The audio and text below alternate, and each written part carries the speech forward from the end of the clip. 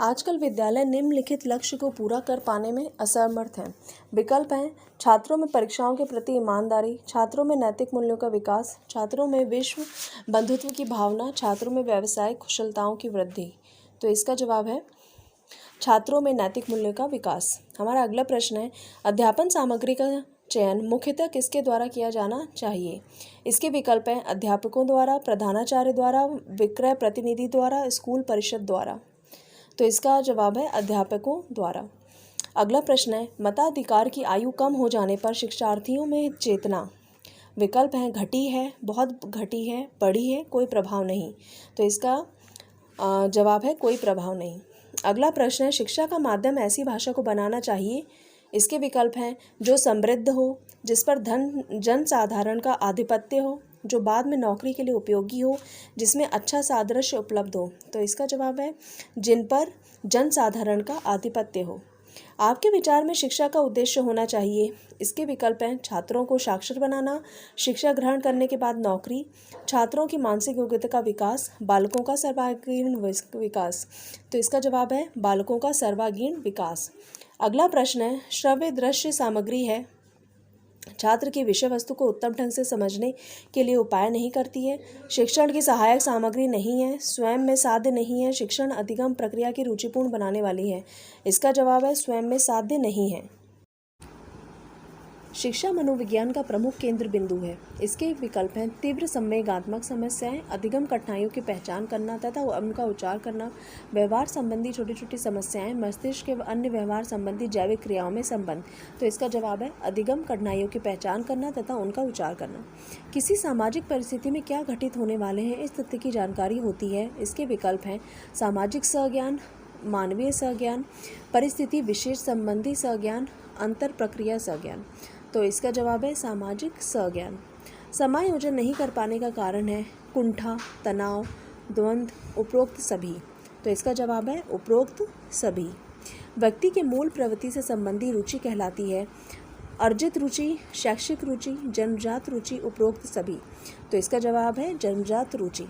निम्नलिखित में से कौन कौन से ब्रह्म प्रेरक हैं पुरस्कार व प्रशंसा, बाह्य प्रेरक हैं पुरस्कार। इसके विकल्प हैं पुरस्कार व प्रशंसा, दंड एवं आरोप, सम्मान, उपरोक्त सभी। तो इसका जवाब है उपरोक्त सभी। हमारा अगला प्रश्न है जटिल बालक के लक्षण हैं इसके विकल्प हैं परोपकार व सहयोग की भावना रखना, माता पिता का मानसिक असंतुलन, विशेष प्रकार की शारीरिक रचना, सूक्ष्म चिंतन की और रुचि रखना। तो इसका जवाब है विशेष प्रकार की शारीरिक रचना।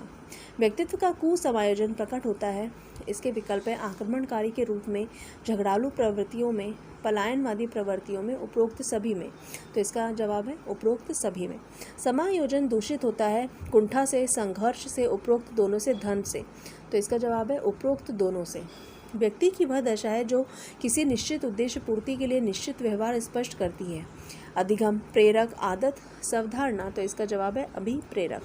अभिप्रेरणा से संबंधी व्यवहार का लक्षण है। इसके विकल्प हैं उत्सुकता, कुसमायोजन, भ्रांति, दीर्घ स्वप्न। तो इसका जवाब है उत्सुकता। हमारा अगला प्रश्न है सीखने का सूझ के सिद्धांत में किस जानवर पर प्रयोग किया गया। बिल्ली पर, बंदर पर, चिंपैंजी पर, कुत्ते पर। तो इसका जवाब है चिंपैंजी पर। सुधारात्मक शिक्षण उपयोगी है असामान्य बालकों के लिए, सामान्य बालकों के लिए, अध्यापकों के लिए, अभिभावकों के लिए। तो इसका जवाब है असामान्य बालकों के लिए।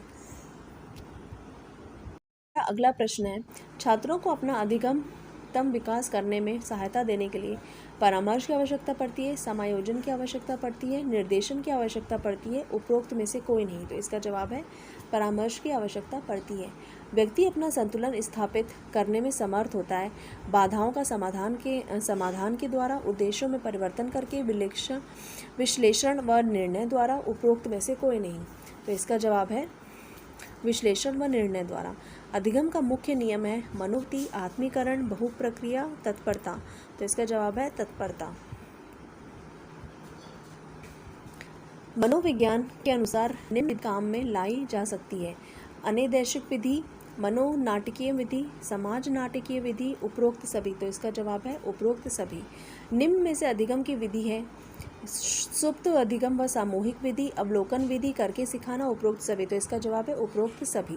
प्रतिभाशाली बालकों की समस्या है स्कूल विषयों और व्यवसायों के चयन की समस्या, गिरोहों में शामिल होना, व अध्यापन विधियां, उपरोक्त सभी। तो इसका जवाब है उपरोक्त सभी।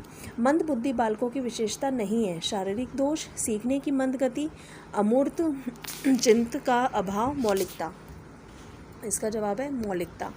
प्रतिभाशाली बालकों की शिक्षण विधि है संपन्नीकरण, गति वर्धन, विशिष्ट कक्षाएं, उपरोक्त सभी। तो इसका जवाब है उपरोक्त सभी। जटिल बालकों के दो प्रकार किस विद्वान द्वारा बताए गए हैं? बर्ड द्वारा, स्किनर द्वारा, फ्रायड द्वारा, इनमें से कोई नहीं। तो इसका जवाब है बर्ड द्वारा। शिक्षक के कार्यों का सही मूल्यांकन होता है अधिकारियों द्वारा, छात्रों द्वारा, प्रधानाचार्य द्वारा, अभिभावकों द्वारा। तो इसका जवाब है छात्रों द्वारा। शुभ या अशुभ अवसरों पर दूसरों के घर जाकर आप समय के अनुसार कुछ कहेंगी, खामोश रहेंगी, अपनी बात कहेंगी, दूसरों की बात सुनेंगी, समय के अनुसार कुछ कहेंगी। बच्चों में अच्छा संस्कार डालने के लिए उन्हें अच्छा वातावरण प्रदान करना चाहिए, कॉन्वेंट स्कूल में पढ़ना चाहिए, यदा कदा दंड भी देना चाहिए, स्नेह में व्यवहार देना चाहिए। तो इसका जवाब है अच्छा वातावरण प्रदान करना चाहिए।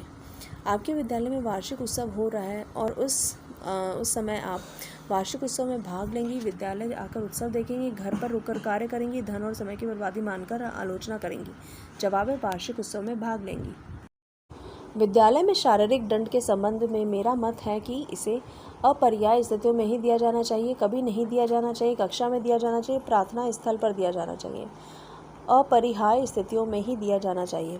किसी अनुत्तीर्ण छात्र को उत्तीर्ण करने के लिए दबाव डाला जाए तो आप विद्यालय से अवकाश ले लेंगे, परिस्थितिवश छात्र को उत्तीर्ण कर देंगे, छात्र को किसी दशा में उत्तीर्ण नहीं करेंगे, सहयोगियों से परामर्श कर कदम उठाएंगे।